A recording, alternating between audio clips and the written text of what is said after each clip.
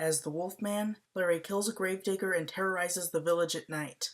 The investigators find evidence of a wolf, bringing credibility to Larry's story. The next morning, Larry wakes up and figures out what happened. The place where Bela bit him now has a pentagram. He tries to get rid of the tracks, but the chief of police follows the wolf tracks to Talbot Castle. Larry talks to his father about the werewolf story, and Sir John rejects the literal notion, but muses on the nature of good and evil and the duality in a man's soul. Larry later goes to Sir John and his friends, the investigators, and says that the thing they're looking for is a werewolf. They more or less call him crazy and tell him to go rest.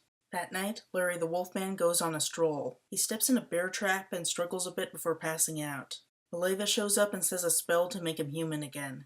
I have to say she is effectively a magical Negro, an archetype coined by director Spike Lee to describe an African-American character who's given some power, but whose use runs parallel to slavery narratives, and just helping out the white protagonist. The term also has its use for describing other characters of color than African-Americans, and while Maria Ospinskaya here is white, the Romani ethnicity she portrays isn't.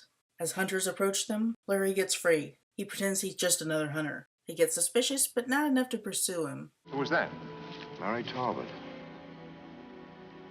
Larry goes to visit Gwen, doing the thing with throwing pebbles at her window. She lets him in. He says that he has to leave to protect everyone, and she wants to go with him, and so the romantic arc is complete. She has completely cast aside her fiancé to pledge herself to this guy who used creepy harassment techniques to get with her. She shows him that she has the charm, and he sees the pentagram, Cole, in her hand. Larry runs out and goes back to Talbot Castle and tells his father that he's a werewolf.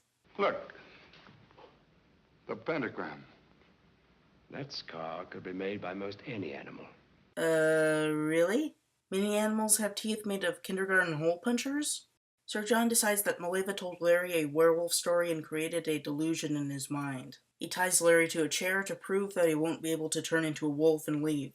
Sir John then goes to help with the wolf hunt and prove that the wolf isn't Larry, and Larry persuades him to take the silver cane. Gwen shows up in the woods. Maleva tries to keep her where it's safe, but she doesn't listen. This conversation almost passes the Bechdel test since they're talking about her safety, but it's all really about Larry. And then Larry the Wolfman stalks and attacks her. That thing I said about him going through puberty again was only partially a joke. Werewolf transformations are often metaphors for male puberty, with getting hairier, changing shape, and getting sudden surges in sexual desire. The Wolfman was made during the Hays Code, which forbade movies from being made that would offend traditional values.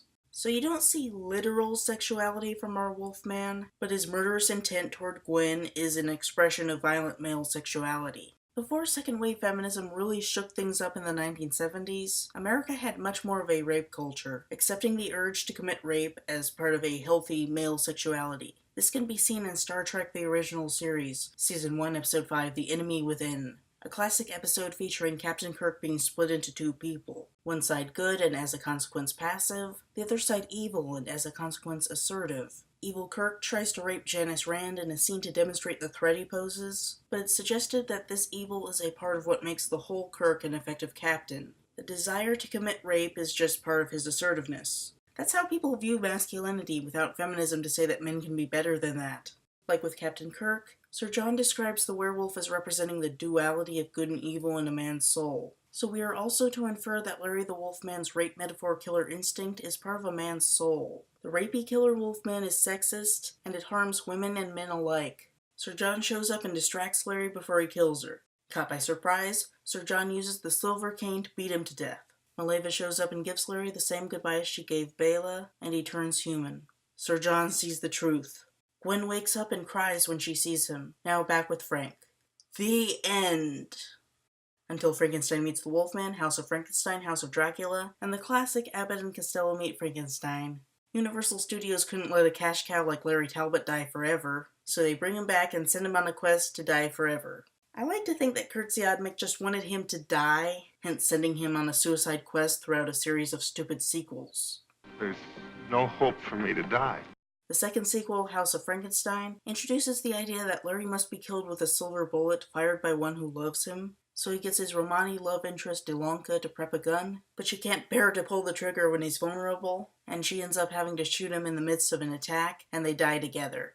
Until Larry comes back in House of Dracula. That is probably the most feminist part of the sequels, and it's still really sexist.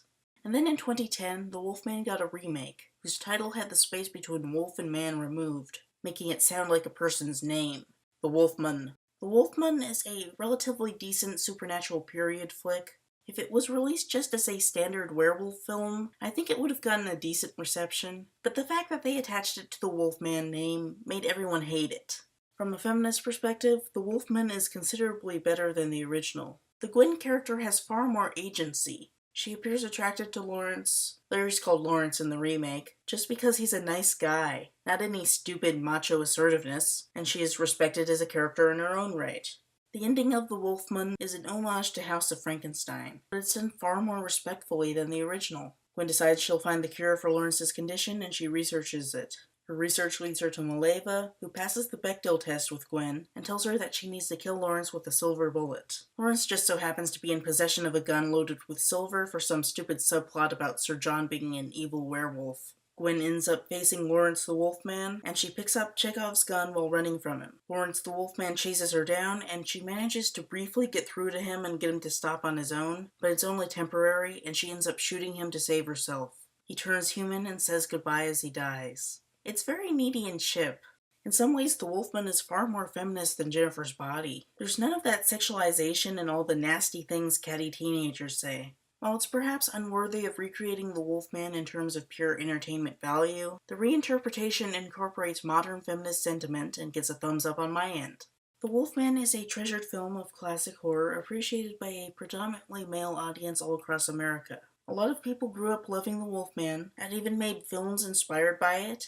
It is an important part of American culture, albeit in its niche horror film genre, and it should not be considered beyond criticism. There are many parts of the movie that are flawed, and these deserve to be highlighted so that people don't simply absorb the harmful messages and recreate them, whether in fiction or in real life. We have to watch with both eyes open, the passive eye and the critical eye. Back to the beginning.